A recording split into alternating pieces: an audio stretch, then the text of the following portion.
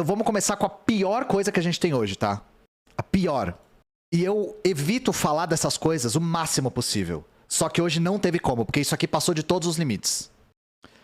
Vocês viram isso aqui? Porque aí vocês vão ver o nível que a coisa vai ficar. A gente vai pro fundo do poço e entrar no alçapão logo no começo, tá? Esse palhaço cu de apito do caralho do Nicolas Ferreira, deputado federal mais votado do país, resolveu se prestar ao papel genuinamente de palhaço mesmo, que ele se prestou a fazer. Eu tô até desnorteado com isso aqui, eu não tenho adjetivos pro que aconteceu. E o cara, ele tá genuinamente tentando fazer speedrun de cassação. E eu evito falar desse tipo de coisa, mas no caso dele, como ele é o deputado mais votado do país e da história do país, não dá pra ignorar isso aqui. Os parlamentares estão pedindo a cassação de Nicolas Ferreira pela fala dele ontem, no Dia Internacional da Mulher. Vamos ouvir o que disse ele ontem lá no Congresso. Hoje, o Dia Internacional das Mulheres, a esquerda disse que eu não poderia falar porque eu não estava no meu local de fala. Então, eu solucionei esse problema aqui, ó. Hoje, eu me sinto mulher, deputada Nicole. E eu tenho algo muito interessante aqui para poder falar. As mulheres estão perdendo o seu espaço para homens que se sentem mulheres. E para vocês terem ideia do perigo de tudo isso, vocês podem perguntar, qual que é o perigo disso, deputada Nicole? Eu respondo, sabe por quê? Porque eles estão querendo colocar uma imposição de uma realidade que não é a realidade. Eu, por exemplo, posso ir para a cadeia, deputado, caso eu seja condenado por transfobia. E por quê? Porque eu xinguei, porque eu pedi para matar, não. Porque no Dia Internacional das Mulheres, há 2 anos, eu parabenizei as mulheres XX. Ou seja, na verdade é uma imposição. Ou você concorda com o que eles estão dizendo, ou caso contrário você é um transfóbico, homofóbico e preconceituoso. E aqui eu não estou defendendo o meu umbigo, a minha liberdade. Eu estou aqui para poder dizer que eu estou defendendo a sua liberdade. A liberdade, por exemplo, de um pai recusar de um homem de 2 metros de altura, um marmanjo, entrar no banheiro da sua filha sem você ser considerado um transfóbico. Liberdade das mulheres, por exemplo, que estão perdendo o seu espaço nos esportes, estão perdendo o seu espaço até mesmo em concurso de beleza, senhores. E pensa só isso, uma pessoa que se sente simplesmente algo impõe isso para você. Mairovich, direto e reto, ele pode ser preso? Essa fala é transfóbica? Ele pode no devido processo. Vamos lá. Primeira coisa que eu quero fazer aqui. Eu não tenho capacidade de expressar com palavras o que eu sinto vendo esse vídeo, tá?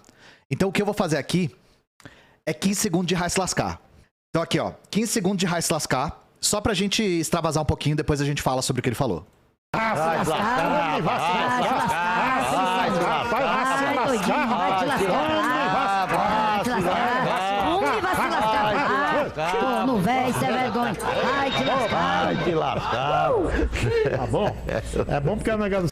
É isso, 15 segundos de Vai Se Lascar, aqui. A única coisa que eu quero dizer é Vai Se Lascar. E, assim, primeiro de tudo, a esquerda disse que eu não podia me manifestar porque eu não tô no meu local de fala. Ninguém falou isso.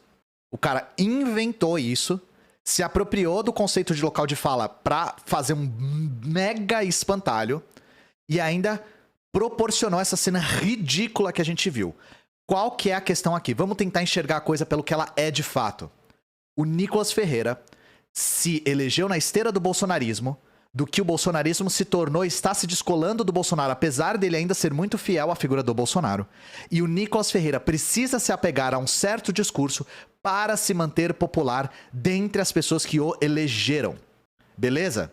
Então o Nicolas Ferreira, como ele não tem proposta, como ele não tem projeto, como ele sequer tem um cérebro rugoso dentro da cabeça dele, ele precisa se manter relevante com um discurso que apela a ódio, apela a medo, apela a mentira, apela a espantalhos. Ele sabia muito bem o que ele estava fazendo aqui. Ele não estava defendendo o direito de ninguém. Ele estava proporcionando um circo para ele ser o palhaço central, porque ele só consegue se manter relevante desta forma. Beleza? Ele é exatamente, ele é performista. Então isso aqui não é surpreendente, porque a gente sabia que assim que fosse possível, ele ia proporcionar essas coisas pra viralizar na internet, pra continuar relevante nas redes, porque o público dele, a claque dele, né? continua aplaudindo ele fazendo essas coisas. E mesmo se ele for preso, gente, se ele for preso, ele vira mártir. Então, a gente não tem uma saída fácil para essas coisas. Por isso que nós falamos que o fascismo, ele tem que ser tratado da maneira adequada, que é com censura. Não existe liberdade de expressão para fascista, desculpa. Fui falar além do chat e misturei as palavras. Quando se deu liberdade de expressão pro Bolsonaro na televisão, dele colando em CQC, colando em programa da Record, colando no Caralho A4, ele se tornou presidente da República. Óbvio que não foi só isso, mas eu só tô dando um exemplo. Então, aí a questão é, o Nicolas Ferreira, ele não sai dessa nem se ele quiser.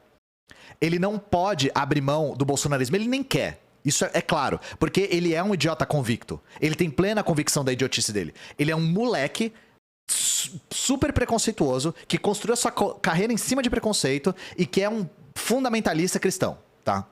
Aí, novamente, eu não tô dando palco pra ele porque o cara foi o deputado mais votado da história do país. Eu não tenho como dar palco pra alguém que é infinitamente maior que eu. E todos vocês que estão aqui na live já sabiam quem ele era. E já sabiam o palhaço que ele era. Fascismo se arranca pela raiz, exatamente. Então eu só digo isso. Vai te lascar.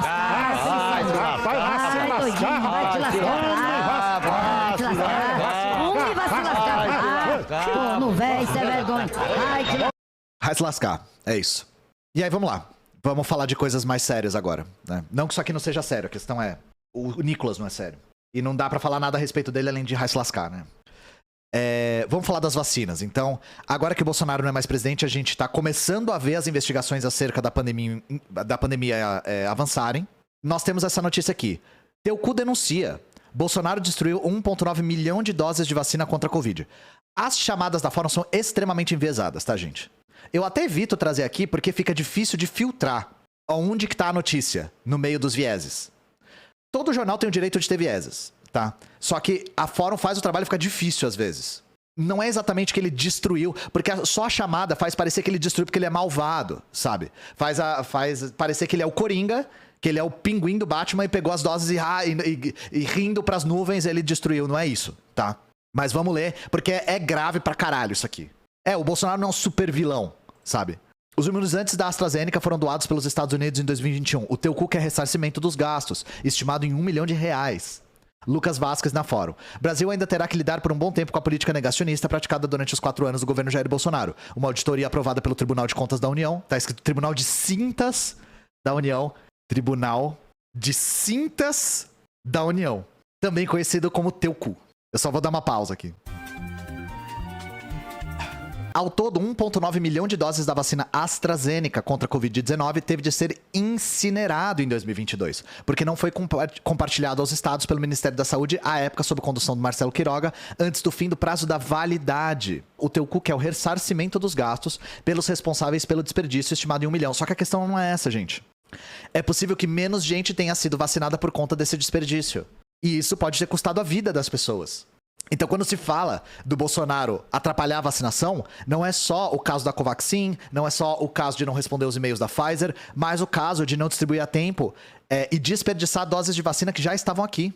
Então, por que eu tô falando disso aqui? Para reforçar o argumento de que o Bolsonaro, sim, fez uma política genocida. De que a política do governo Bolsonaro custou vidas humanas. De fato, tá? E, novamente, não só no caso da Covaxin, não só no caso da Pfizer. Aí, gente, eu quero aproveitar também para fazer um chamado para vocês. Então, a gente estava conversando esses dias sobre o novo ensino médio, né? E dia 15 vai haver, quarta-feira, né? Vai haver uma imensa mobilização contra o novo ensino médio, organizado pela FENET. Então, nós teremos participação da Unidade Popular, participação do PCB. E isso aqui é muito importante porque foi algo que foi cobrado quando a gente começou a denunciar o novo ensino médio. Então vocês podem ter certeza absoluta de que nós, da Soberana, vamos estar aqui em todos os estados que isso ocorrer. A gente vai gravar, vai entrevistar as pessoas e vai publicar para divulgar isso o máximo possível, tá?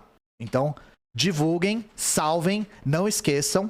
Se vocês são da área da educação, se pretendem ser, ou se simplesmente se importam com isso, participem, se possível. Obviamente que quarta-feira é dia útil, não é todo mundo que pode, Mas isso aqui é muito importante e eu e a Luna, que tá aí no chat, vamos estar aqui, não tem a menor dúvida disso, tá? Questão do ensino médio, tem vídeo meu no YouTube. Chama-se O Novo Ensino Médio é uma ameaça para a educação brasileira. Tem um vídeo meu no meu canal principal. Muita coisa pra falar aqui. Se vocês querem ver mais detalhes também, o canal da Suede Carvalho, no Instagram. Beleza? Só que é um chamado.